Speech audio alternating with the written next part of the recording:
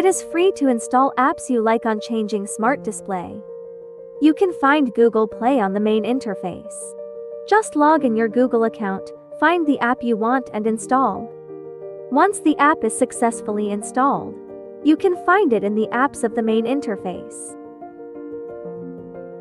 If you want to uninstall an app, go to Google Play, search for it and click Uninstall. As for the apps that is pre-installed, for example, Netflix, here is the way to disable it. Click Settings on the main interface. Click Apps and choose See All Apps.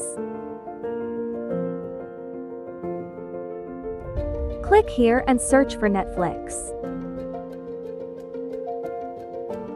Click Disable and the app won't be shown under the area called Apps on the main interface. If you want to stop the apps that is already on the main interface, here is the way to do it. Take Spotify for an example. Click Settings.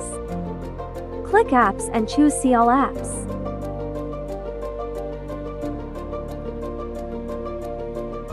Click here and search for Spotify. Click Disable.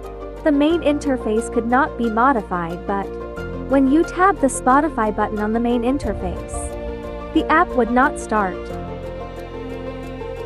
To restore the apps you just disabled, please follow these steps.